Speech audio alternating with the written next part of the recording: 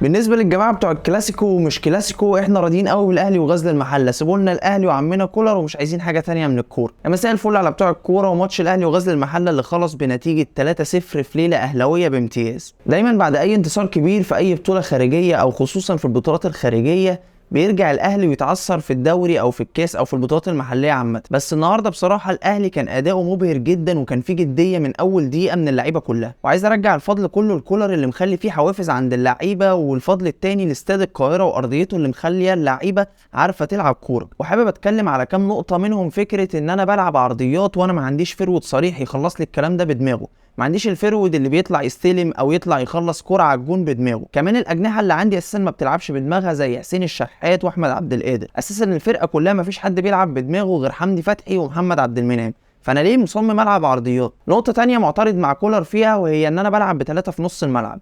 انا مؤمن وممكن معاه ان ما عندناش صانع العاب، بس في نفس الوقت 3 في نص الملعب شايف ان هي زياده قوي، خصوصا قصاد الفرق بتاعه الدوري او في البطولات المحليه عموما. لو هتلعب ب3 يبقى القندوسي واحد فيهم ومفيش غنى عنه. ونروح لنقطه تانية، وهي نقطه اللعيبه اللي ما خدتش الفرص. في لعيبه محتاجين ولازم نشوفها في ظل ضغط المباريات دي، عشان ما تلاقيش اللعيبه الاساسيه اللي انت بتعتمد عليها اتصابت منك ومش عارف تكمل الموسم بلعيبه رجليها مش في الملعب. لعيب زي كريستو ده لازم تشوفه اساسي اكتر من كده. قندوسي قاعد ياما قوي مش عارف ليه. لعيبه زي دي محسوبين على النادي ان هم محترفين وبيقبضوا بالدولار. تخيل ان انت عندك 8 المفروض محترفين في النادي، النهارده بتلعب بتشكيله اساسيه مفيش ولا واحد من ال8 في الملعب. وندخل في التقييمات، وحابب ابدا بكولر اللي النهارده عمل ماتش عظيم جدا، دفاع وهجوم. انت الشوط الاول اساسا طالع مفيش ولا تسديده عليك، خلصت الماتش 3-0، عامل اداء اساسا بتلعب في الملعب كوره حلوه. لرامي ربيعه اللي عمل ماتش النهارده 10/10، يمكن كمان اكتر من 10/10. خالد عبد الفتاح اللي تحسه ان هو مش جاي من نادي تاني او مش قاعد طول الفتره اللي فاتت على الدكه، رجله واقفه على الارض كده واثق من نفسه وبيلعب بانسجام شويه مع الفريق، فانا شايف ان هو محتاج ياخد اكتر الفتره الجايه. مروان عطيه، يعني انا ما بقتش لاقي كلام اوصف بيه مروان عطيه من العظمه اللي بيعملها في الملعب، من تحركات لتسديد لدفاع لهجوم.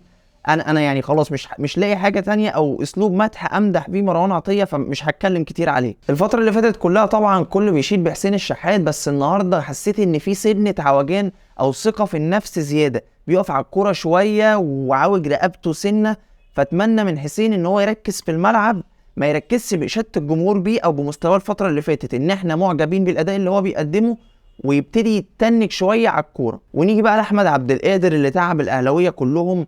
انا اساسا اعترضت النهارده مع كولر جدا ان هو يشركه بعد العقوبه. انا كنت شايف ان هو لازم يقعد على الاقل اول ماتش، حتى لو في عقوبه، حتى لو اتصالح مع كولر كان لازم يقعد عشان محدش يتجرأ ويعمل نفس الحركه دي. عارفين ان احمد عبد القادر تقريبا ملوش بديل، بس هو مش لازم يحس ابدا بالنقطه دي. كان لازم النهارده يقعد، خصوصا ان هو اداؤه الفتره دي كلها مش كويس، اداؤه سيء جدا وبيخسر الكره كتير جدا، والكره متكعبله في رجله، قراراته كلها غلط تقريبا، الكره بتيجي عنده وتبوظ، ما بيعرفش يعمل عرضيه كويس، رجله مش مظبوطه على الجون. عشان كده كنت معترض تماما مع لعب احمد عبد القادر النهارده. وكمان حتى في التغييرات خليته هو اخر تغيير، مع ان اداؤه كان سيء جدا طول ما هو بيلعب. فانا شايف ان احمد عبد القادر محتاج يريح شويه، حتى لو مفيش بديل ليه في مركزه، لكن هو نفسه محتاج يريح شويه عشان يعيد حساباته. وندخل في القندوسي اللي نزل تقريبا 10 دقائق ربع ساعه، حرك الملعب وعمل انفرادين تقريبا لبيرسي تاو. انا بستغرب صراحه ليه كولر مقعده. انا طبعا بدعم كولر في اي قرار هو بياخده، لكن مستغرب ازاي لعيب زي ده عندنا ويكون قاعد دك. واخر حاجه عايز اختم بيها هي الجمهور وحلاوه الجمهور وحلاوه الملعب بصوت الجمهور. الكرة ما تنفعش من غير جمهور، وجمهور الاهلي طبعا حاجة تانية خالص. فاتمنى ان نرجع نشوف الملعب متقفل بجمهور، عشان الماتشات دي هيكون ليها حلاوة اكتر وهنشوف الملعب بشكل تاني خالص. لو الحلقة عجبتكم ما تنسوش تعملوا لي سبسكرايب للقناة ولايك وشير، واشوفكم الحلقة الجاية على خير.